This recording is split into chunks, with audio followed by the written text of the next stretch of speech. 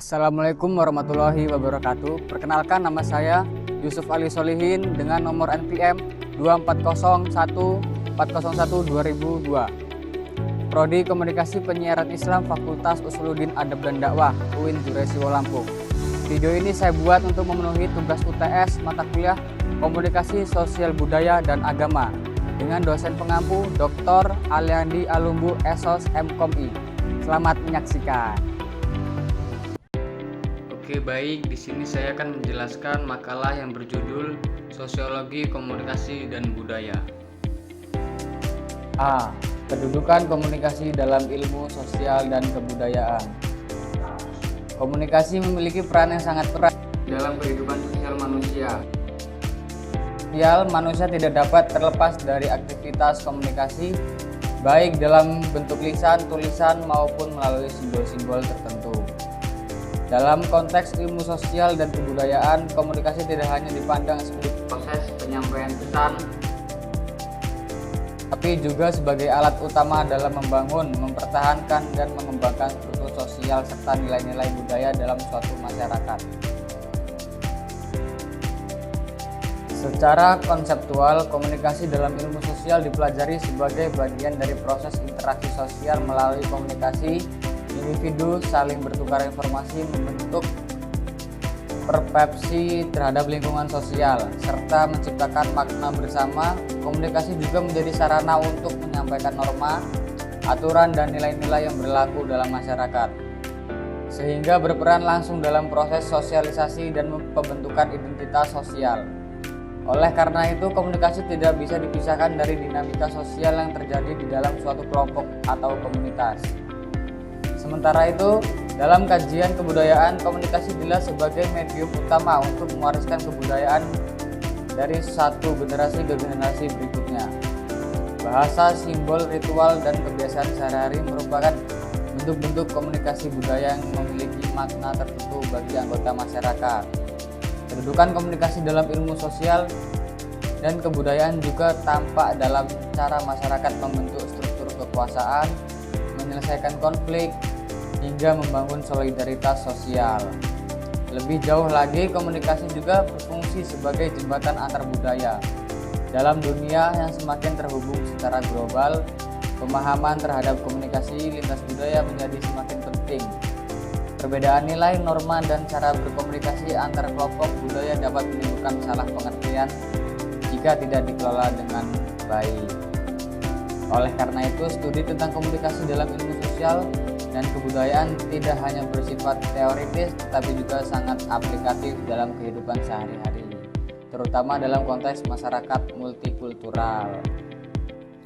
Selanjutnya, yang B, bentuk-bentuk komunikasi verbal dalam budaya. Komunikasi verbal merupakan salah satu bentuk komunikasi yang paling fundamental dalam interaksi manusia. Komunikasi ini melibatkan penggunaan kata-kata baik dalam bentuk lisan maupun tulisan untuk menyampaikan informasi, gagasan, emosi, dan nilai-nilai budaya.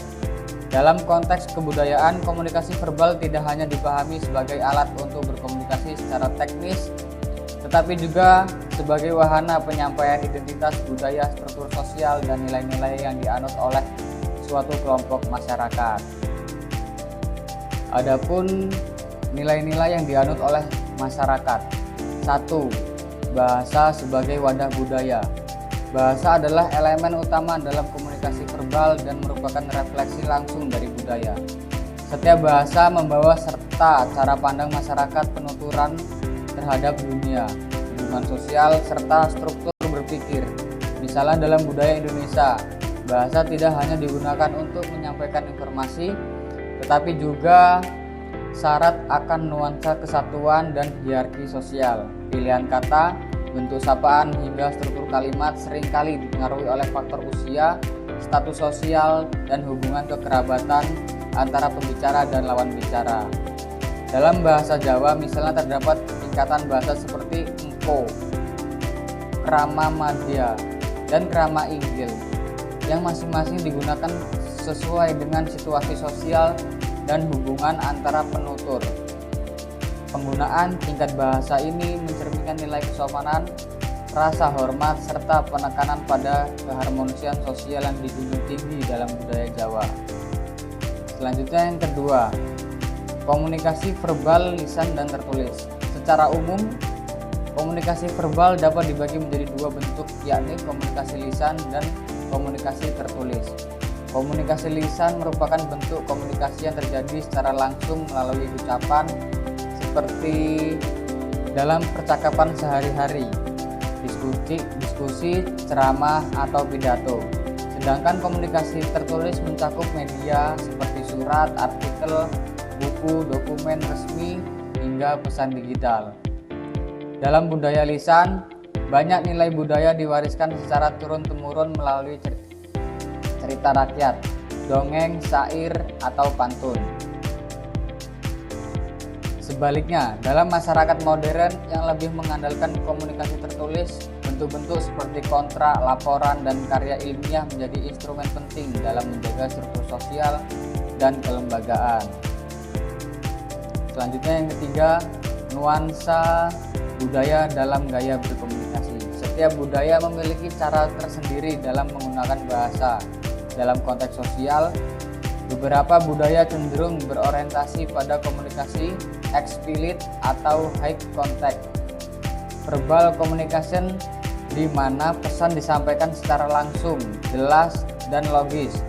Budaya-budaya barat seperti Jerman, Belanda, dan Amerika Serikat sering dikaitkan dengan gaya komunikasi seperti ini.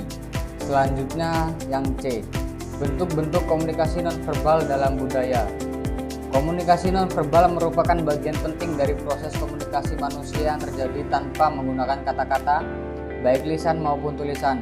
Dalam konteks budaya, komunikasi nonverbal menjadi semakin kompleks karena setiap budaya memiliki sistem simbol, norma, dan aturan tersendiri yang mempengaruhi cara individu mengekspresikan diri dan menafsirkan pesan nonverbal. Oleh karena itu, memahami komunikasi nonverbal dalam budaya bukan hanya sekedar mengenali bentuk-bentuknya, tetapi juga menggali makna dan konteks budaya yang melatarinya. Selanjutnya yang D, karakteristik dan prinsip dalam komunikasi antar budaya. Komunikasi antar budaya adalah proses interaksi antara individu atau kelompok yang berasal dari latar belakang budaya berbeda. Perbedaan dalam bahasa, norma, nilai, serta kebiasaan budaya memengaruhi cara pesan dikodekan, disampaikan, dan diinterpretasikan. Oleh karena itu, pemahaman terhadap karakteristik dan prinsip dasar komunikasi antar budaya menjadi sangat penting agar komunikasi dapat berjalan efektif dan harmonis. Oke, baik, itu dia video penjelasan dari saya. Saya akhiri, wallahul muwaffiq ila aqwamit thoriq. Wassalamualaikum warahmatullahi wabarakatuh.